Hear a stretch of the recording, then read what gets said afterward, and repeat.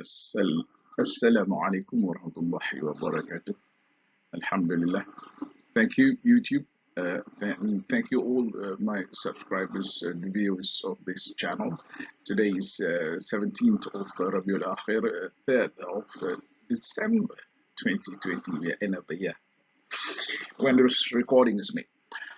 Look, we are going to do another sessions on ISO 14001 version 2015. We are, if you are, all right, if you are involved in environmental management ISO 14001 version 2015, and you are in the verge of identifying especially environmental aspects and its probable associated or related subsequent environmental impact.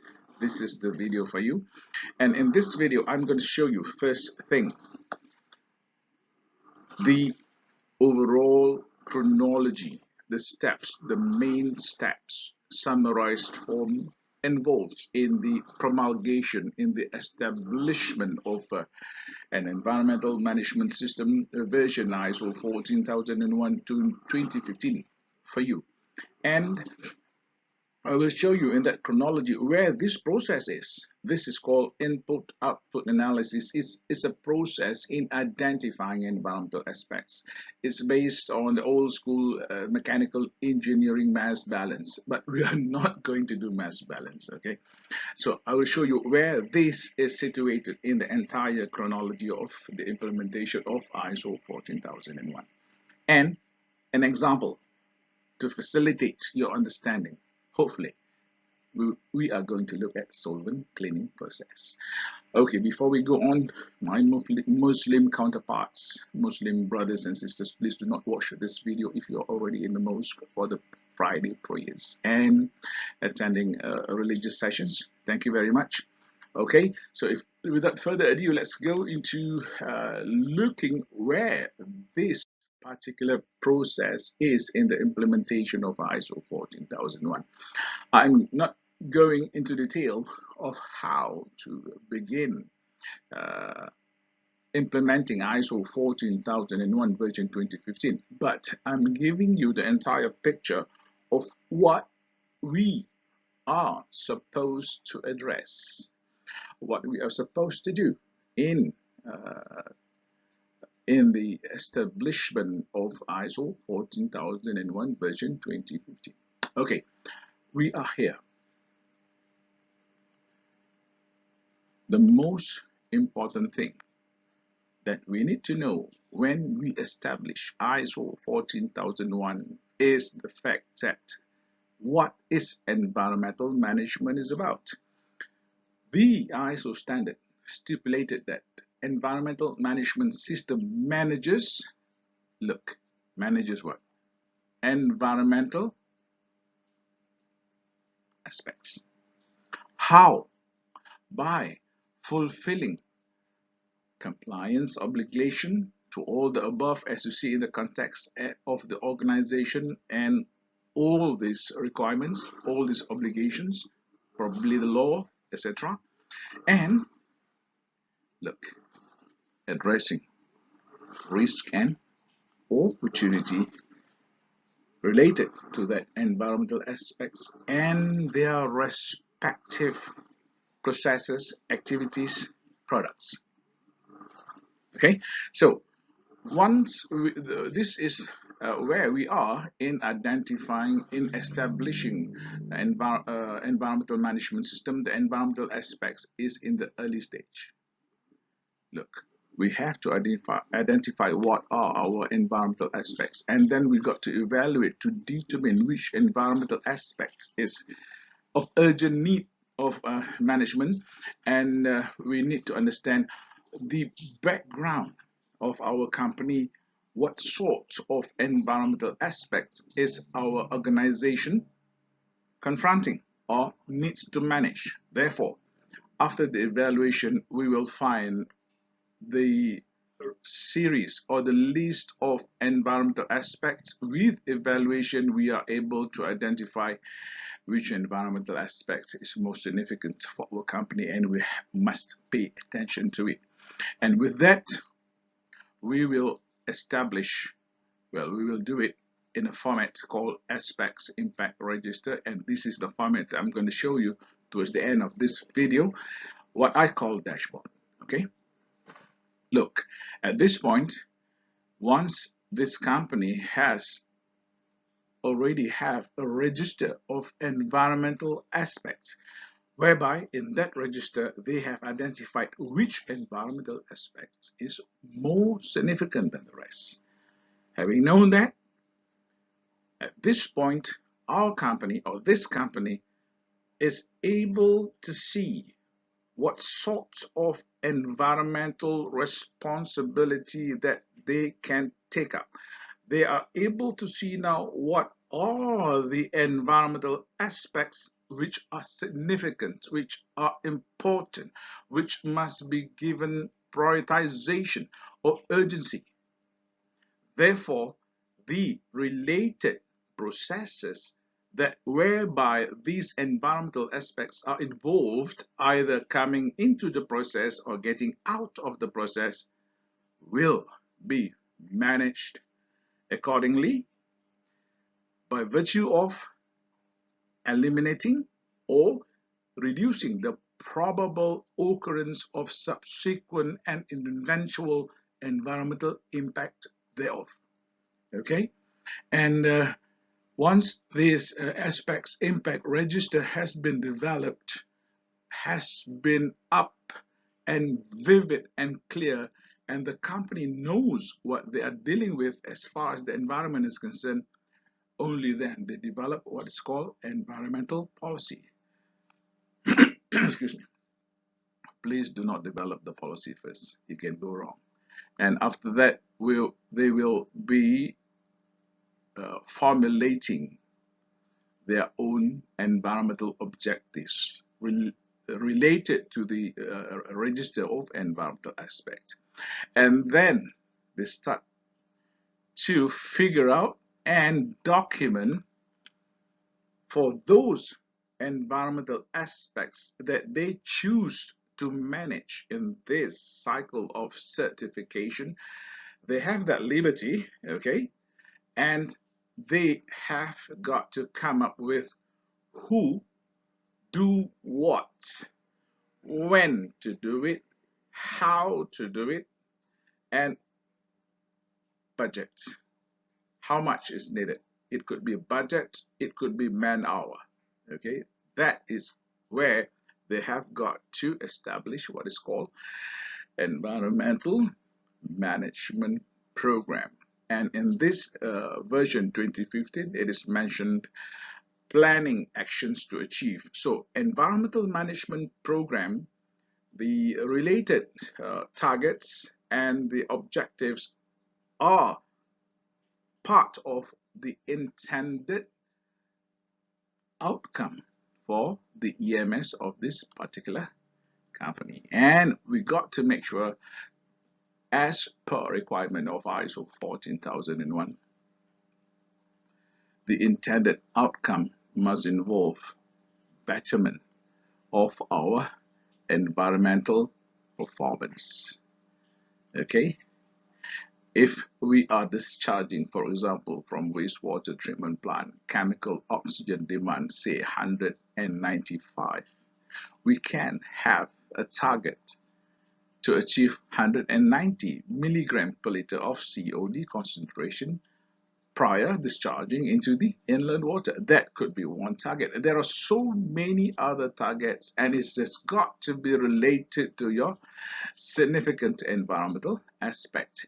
And in the management of these environmental aspects via all these processes, including the administrative part of the environmental management system, we are obliged to comply.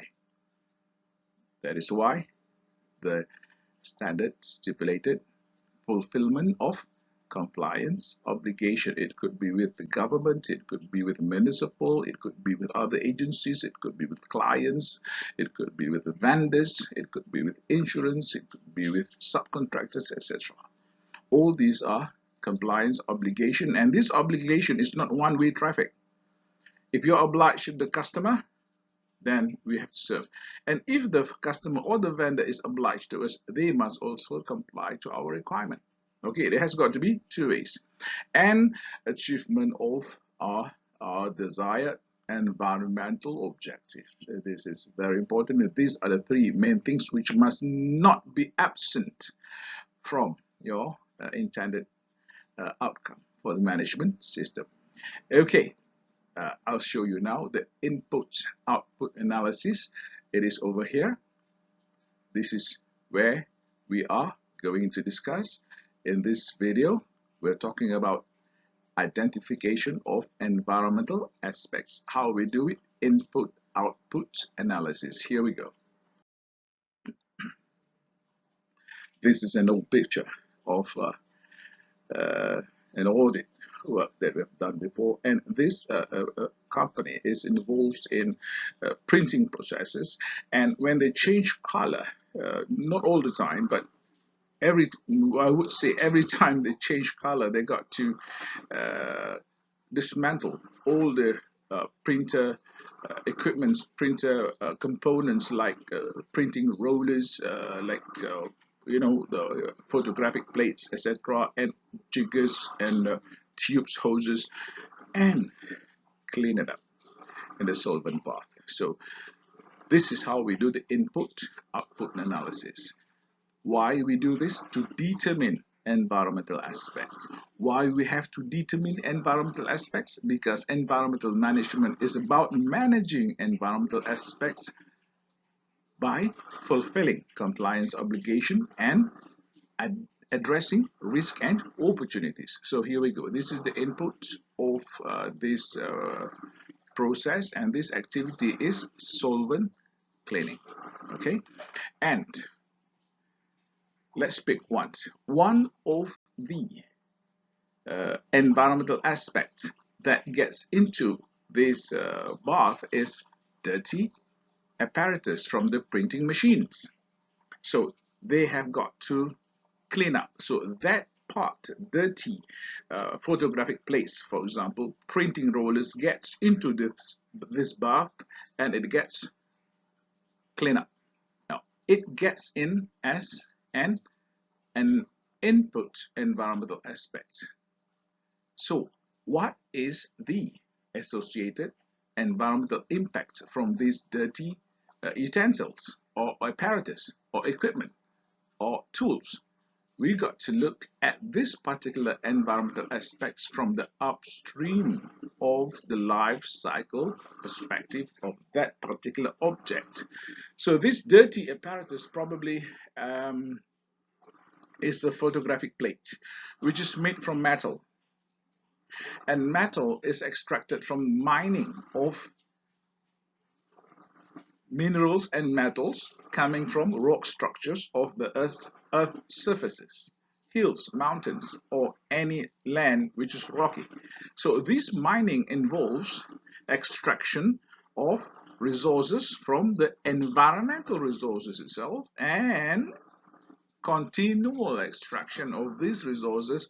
We are reducing the inventory of those resources in our environment. So these resources are getting less and less and less, and therefore the environmental impact, as you know, is resource depletion. So remember, input aspect upstream. Let's take a look at what comes out. It gets in as a dirty apparatus. It comes out as clean apparatus. Now, what would be its environmental impacts then? So since it is an output environmental aspect, we got to look at downstream of its life cycle perspective, meaning what happens to it next. It has been washed, all right, it's being washed, it gets out. As these, involved in soaking of the way I look at it during the audit, it is being soaked and, some abrasive cleaning, of this apparatus. And eventually, what happened? The clean apparatus goes out again, and it will be maybe reused and reused and reused. Eventually, this apparatus will become waste. And when that happens, it will be disposed of to perhaps sanitary landfill or being recycled, which is good. And when it is being recycled, I would say resource conservation. But eventually, it's up to you to pick at which point of the life cycle you want to stop. Okay, you can stop at when this metal photographic plates is being recycled. Then you can write down here, instead of soil pollution, you can state resource conservation. But if you decide to go further down of its life cycle perspective, then eventually it will become waste and shall be disposed of in perhaps sanitary landfill, and it will become or it will cause soil contamination. That is an example of this input output analysis. So you got to do all the environmental aspects, input output of your process. I pick only a few just for this illustration in a manner, in an intention to spur your understanding and perhaps give you promote you to a higher level of thinking. So remember, ISO did mention you can do the life cycle perspective. Look, how detailed?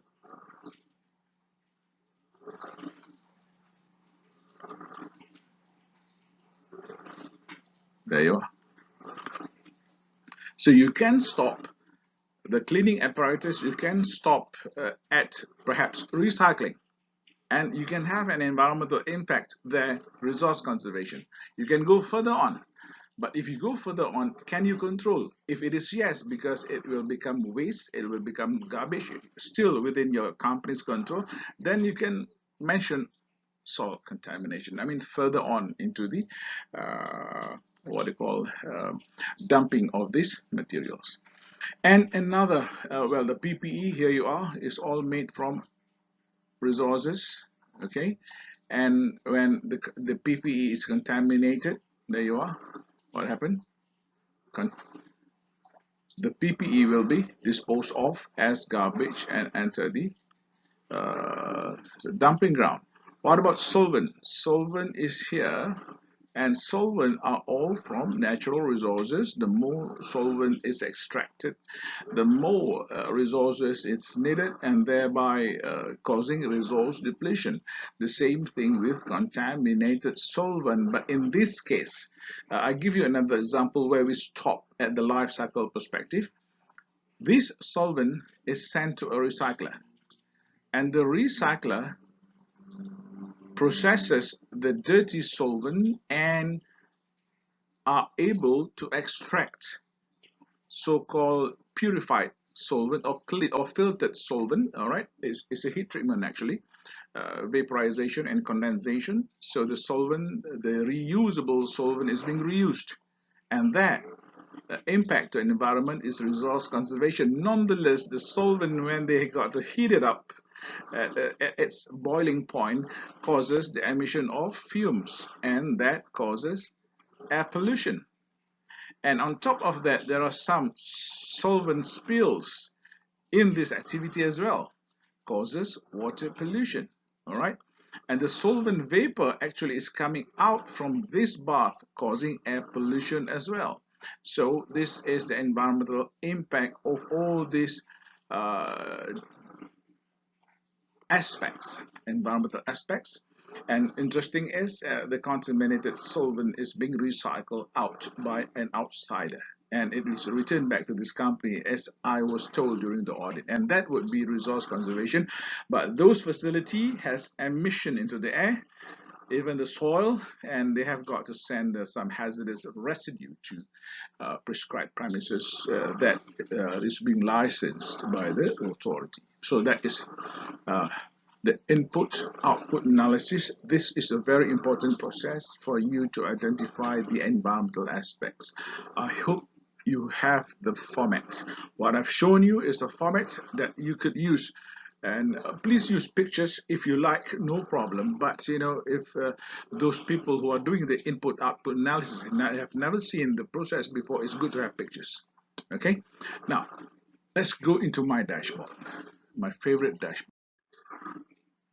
This is a very important format if you want to have a good view of your environmental aspects and a good view of what are the suggestions to improve in the management of these aspects. And this is also, I have included something that will give you an idea, or your top management an idea of your environmental management performance. Look, this is the process, okay? We have a column for aspects, as you can see, and this is a column for their associated environmental impact. There you are. All right. And we also have the environmental aspects, impact criteria, and the rating. These are all criteria with numerics. It's not seen here. It is an attachment. So we have all these different types of impact criteria. Okay. In terms of legal, business, client, see, compliance obligation is over here. And this is also compliance obligation. What sort of situation it occurs. Please read your standards. Okay, you can understand this. Frequency of these aspects in its occurrence and the duration of its occurrence.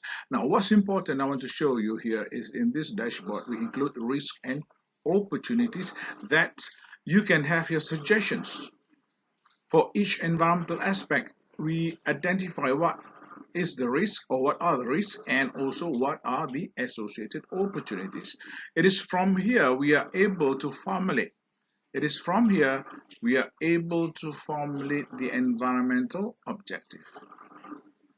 And then we go on into our environmental management program. It's called planning actions to achieve now in this standard.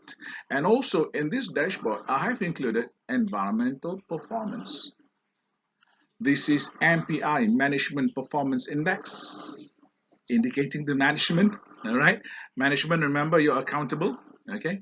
And Operational Performance Index, as far as operation, including SOPs, how those processes is being adhered to, and also environmental conditions indicator. I'll try to do it one of these days, hopefully, and the overall environmental performance evaluation figure. This is the dashboard. This is what you need for your environmental management system, ISO 14001, and this is what you could use to show, display to your top management, to external auditors, and for yourself to determine what are further steps for you to improve your overall environmental management system. Thank you very much for watching. Thank you very much, subscribers, viewers, and most importantly, my gratitude to YouTube for enabling me to use this platform.